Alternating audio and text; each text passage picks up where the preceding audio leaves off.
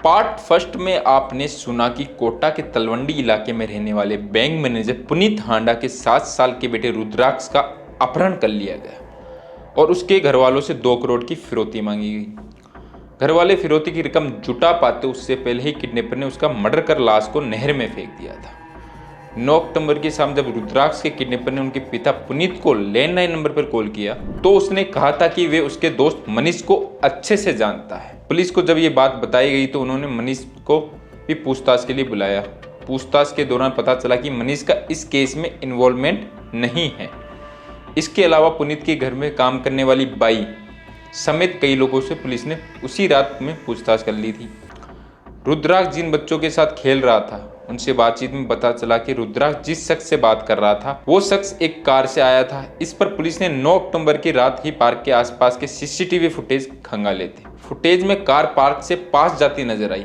Police ने 2-3 दिन की फुटेज खंगाले तो एक दिन पहले भी ये कार पार्क के पास नजर आई थी। कार की पहचान हो गई थी लेकिन सीसीटीवी फुटेज में नंबर क्लियर नहीं थे। ऐसे में पुलिस ने पूरे शहर में नाकाबंदी कर उस कंपनी की कार की चेकिंग की। रातों रात कार का शोरूम खुलवाया, रिकॉर्ड की जांच की गई, किन किन लोगों को ये कार बेची गई। इन्हीं में से एक नाम किडनैपर अंकुश पांड्या का भी था। 9 अक्टूबर की देर रात अंकुश को पता चला कि पुलिस को किडनैपर की कार का सुराग मिल गया है। पुलिस पूरे शहर में कार मालिकों के घर जाकर जांच कर रही थी। अंकुश घबरा गया। इसी घबराहट में उसने रुद्राक्ष को बहुत ज्यादा क्लोरोफॉर्म सुंघा दिया था और उसे कार की डिग्गी में पटक दिया। वह कार लेकर झागमुंडा नहर पहुंच गया। उसने रुद्राक्ष के हाथ पैर बांधे और उसे नहर में फेंक दिया और घर आकर सो गया। 11 अक्टूबर को पुलिस टीम उसके घर पहुंची लेकिन तब तक वह फरार हो चुका था। पुलिस ने उसके घर, कार और बोरखेड़ा स्थित उसके फ्लैट से कई सबूत जुटाए जिसके बाद पुख्ता हो गया कि वारदात को अंकु ने ही अंजाम दिया है। पुलिस टीम उसकी तलाश में जुट गई। आरोपी ने कई बार पुलिस को चकमा देने की कोशिश की। पहले उसने वारदात में इस्तेमाल किए गए एक फ़ोन को मुंबई जाने वाली ट्रेन और दूसरी को पश्चिम बंगाल जाने वाली ट्रेन में छोड़ दिया। यही नहीं, वे पुलिस को गुमराह करने के लिए पहले कोटा से दिल्ली, फिर वहाँ से लखनऊ, फिर से कोटा, भुवनेश्वर और नागपुर गया। बाद में नागपुर से कानपुर और वहाँ से टैक्सी से लखनऊ आया। पुलिस की एक टीम ने दबिश देकर अनूप को गिरफ्तार कर लिया। इधर एक टीम कानपुर पहुंची जहाँ से अंकुर को पकड़ा गया।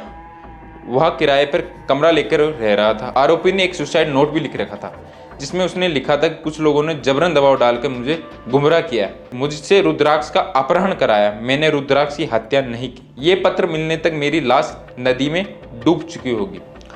इसके सुसाइड नोट के पीछे अंकुर का मकसद पुलिस को गुमराह करना था। वो किसी लावारिस लाश के पास ये सुसाइड नोट डालने वाला था ताकि पुलिस उसे मरा हुआ मान ले और वह फर्जी नाम व पते से कहीं और रह सके। लेकिन पुलिस ने उसे गिरफ्तार कर लिया था। पूछताछ के बाद इस मामले में अंकुर के नौकर महावीर और मोबाइल फोन की फर्जी सिम उपलब्ध कराने वाले करमजीत सिंह को भी गिरफ्तार कर लिया था। इस मामले में कोर्ट ने 2018 में अंकुर पांड्या को फांसी की सजा सुनाई थी। अनूप पांड्या की उम्र कैद, महावीर को 4 साल और करणजीत सिंह को 2 साल की सजा सुनाई थी।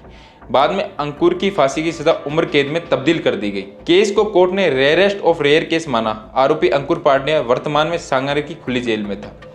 कुछ दिन पहले उसे बीकानेर जेल में शिफ्ट कर दिया गया था जहाँ 16 जुलाई की शाम को उसकी लाश पड़ी मिली। अंकुर के सिर में गोली लगी थी और पास में देसी कट्टा पड़ा हुआ था। ऐसे में यही माना जा रहा है कि उसने वहां पर खुद को गोली मार ली। इस केस में सोशल मीडिया के अच्छे और बुरे दोनों पहलू सामने आए थे। केस से संबंधित हर जानकारी सोशल मीडिया पर वायरल होती रही। इससे आरोपी को फरार होने में सहायता मिली। वही पुलिस को भी सोशल मीडिया के जरिए कई क्लू मिले। पुलिस ने इस मामले से जुड़ी सभी अच्छे बुरे पहलुओं को केस स्टडी में शामिल कर इसकी सामग्री तैयार की। पुलिस के आला अधिकारियों का मानना था कि इस मामले में बच्चे के अपहरण और हत्या से लेकर आरोपी की पहचान और गिरफ्तारी में बहुत कुछ ऐसा है जो भविष्य में ऐसे केस को सुलझाने में सहायक हो सकता है।